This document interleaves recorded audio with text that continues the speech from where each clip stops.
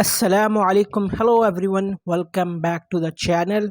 Today in this short video I will teach you how to fix bank app not working on iPhone after iOS 16 update.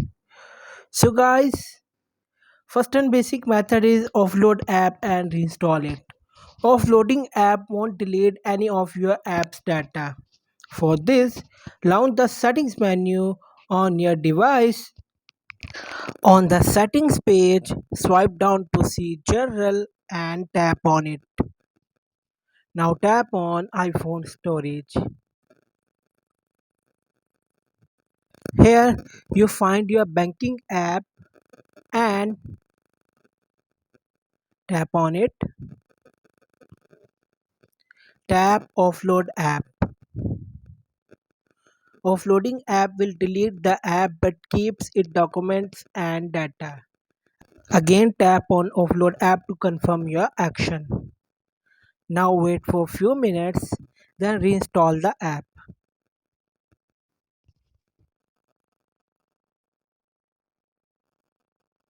Method 2. Update the bank app.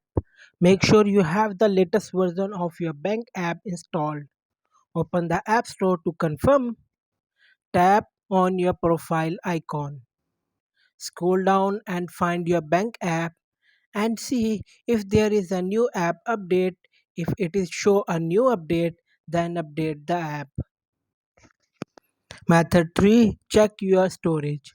Sometimes our iPhone space gets full and we don't know about it, causing our apps to crash. So check your iPhone space. Go to settings menu on your iOS device. Scroll down and tap general.